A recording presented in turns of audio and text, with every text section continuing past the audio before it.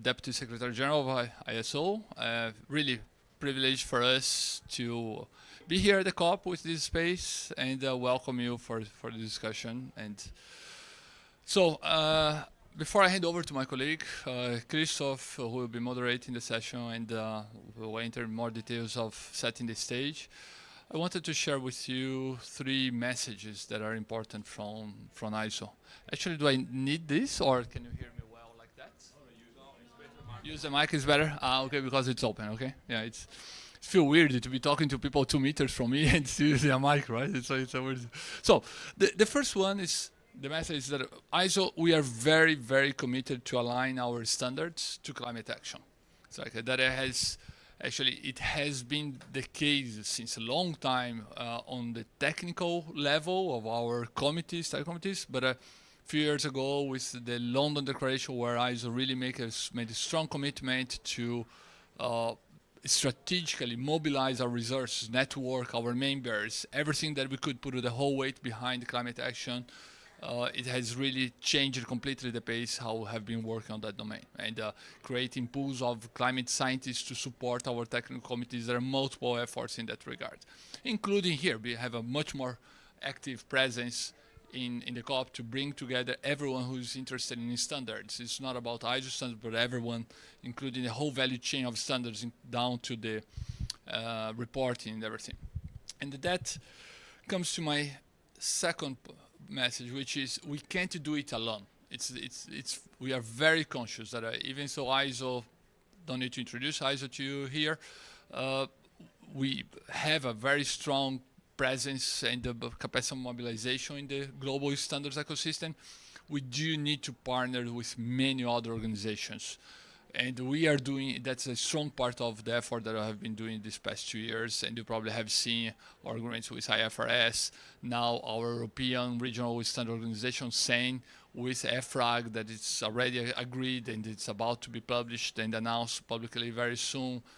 With UNIDO, UNDP, and actually a good segue to Christoph afterwards with Hydrogen Council. It's like in the hydrogen, it's at the coalitions in the hydrogen, we are really working very close with them.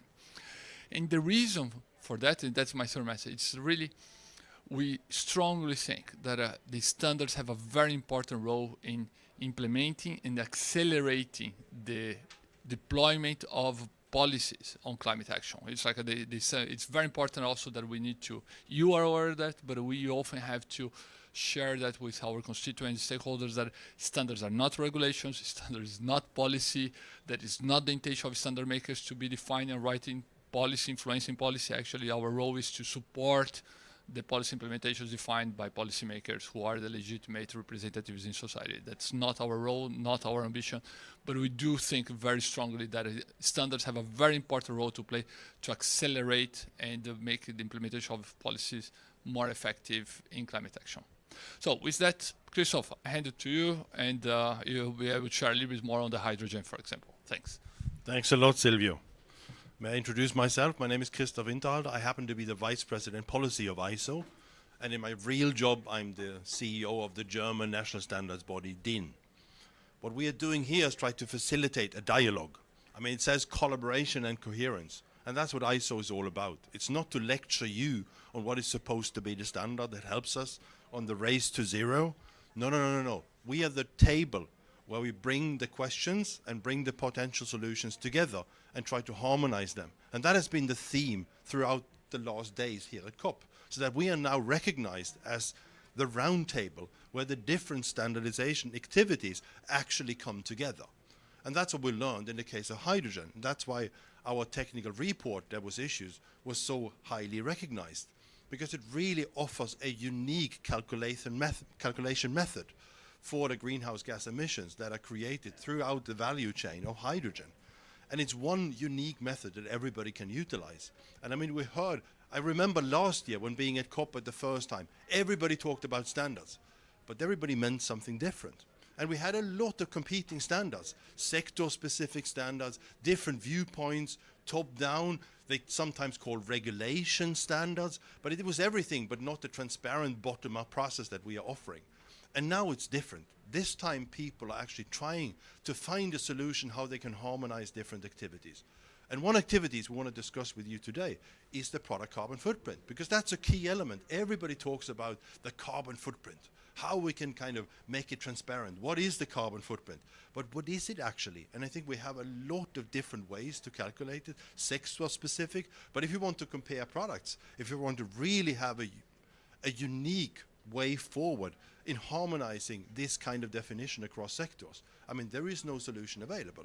But we want to discuss with you. And I think what we learned this year is that it's not about giving presentations, it's really about facilitating a dialogue. So, I mean, we had roundtable discussions where we had like 25 panelists, and then we saw this little space, but it's only panelists. It's basically 25 people sitting in a circle discussing. And that turned out to be extremely valuable because people connect, people exchange ideas, and the dialogue is going to continue after the session. It's not like a one-way presentation. But today we want to go one step further. We want to actually facilitate in a kind of a workshop scenario to listen to you, to listen to your challenges, to listen some ideas, and then take it as homework for us to kind of update you, to incorporate these ideas and questions into the technical standardization work. So that is what we are trying to do together with you. But to kick us off, we will have a few interventions or short keynote presentations that everybody knows what we are talking about, and then we'll have 2 rounds of kind of table discussions in the tables where you're sitting, just to collect your ideas, to pick your brains, and then ask every table to give a very short highlight of your discussion at the end. And we can keep, of course, all the notes of your discussion. That is kind of food for thought for us to take into consideration later on. Is it okay for everybody? Very good. And now I have to look at my notes. Who's going to be the first keynote presentation? But since Louisa is getting ready, I think you're first. You want to introduce yourself? Very good. There you go. Thank you so much, Christoph. Hi, everybody. I'm Louisa Durkin. I am joining you from the Climate Champions team, and more specifically today, the Race to Zero team. I am in charge of the data and tracking across all of our campaigns at the Climate Champions. So that's the Race to Zero, the Race to Resilience, and all the sector breakthroughs. As you can imagine, through all of these voluntary initiatives to drive ambition, it is really important that we are able to have some type of harmonized data understanding across, so we can really know where's the progress and where are the gaps in progress and where do we need better support to understand that. And right now we have a very fragmented data environment, and so aggregating those insights is not that easy, but the work of you all in the ISO community has really been supportive in helping that. And as Silvio mentioned, we are really, really grateful for the progress, the climate progress that's been happening across all of the ISO standards ever since this London Declaration in 2021, which was such a historic landmark of including that climate science throughout. And I really encourage furthering that as much as possible and really looking into climate wherever we can. And I know that we're here at ISO representing 165 country standards bodies, which is really incredible because it's one way for this bottom-up approach to really combat that fragmented data landscape. We also are really supportive of the fact that ISO and ISSB are now working together. We know that 50% of jurisdictions by GDP are moving towards a more mandatory climate reporting regulatory environment.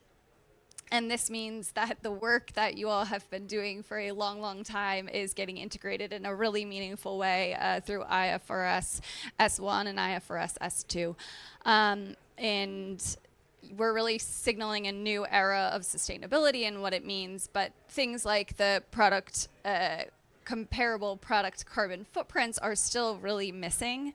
And there are communities of practice that are working on this both inside and outside of the ISO standards community. So as I encourage regulators and standard setters to really look at what's already out there, to not reinvent the wheel, I encourage us all to do that today as well, and really look at what existing work is out there for us to build upon. And I always give a plug for our digital infrastructure and the machine readability that's so important for all of this to work in a really fast way, in a really aggregated way. And I'm so supportive of the machine readability standards that ISO's been developing. There obviously are still a lot of challenges in clear data governance protocols and openness, and I encourage us all to take a really inclusive approach today to enhance engagement throughout climate NGOs and open processes to all of these actors who maybe aren't usually engaged in this process. In the Race to Zero, we have 13,000 real economy actors that are setting pledges, plans, and acting in line with high integrity, voluntary net zero criteria. And we hear over and over again how important it is for them to have guidelines and clear processes for really making their commitments turn into pledges, turn into plans, and turn into action, and then to help persuade others. And it really, these standards are the building blocks, and the data that come from these standards are the building blocks for them to be able to do that. So the launch of the ISO Net Zero guidelines at COP27 was a big significant moment, and I really encourage its quick elevation to standard while ensuring interoperability with other credible net zero guidance, such as the UN Integrity Matters credibility standard, and the Race to Zero team really looks forward to supporting that process, the application process, and to being a liaison officer for it. As climate intersects with every sector in the economy, I encourage the review and enhancement of all the standards to include all of the different climate considerations.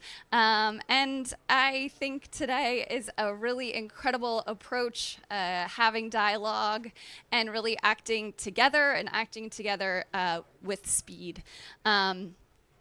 And without our personal egos in mind, but rather how we do this all together. So I look forward to participating in the conversation and really figuring out how these product carbon footprint standards align with the global move to net zero emissions. So thank you all for having me, and I'll pass it back to you. Thank you very much, Louisa. This was excellent. And since we knew it's going to be passionate and excellent, we are streaming live. We are streaming live all the interventions, but of course not the discussions that we have on the small tables, but just to let you know. So since we had a kickoff for the discussion from Louisa, we're now going to listen to Stella, who is representing the German Ministry of Economic Affairs and Climate Action. The floor is yours. Thanks. Yeah, hello everyone.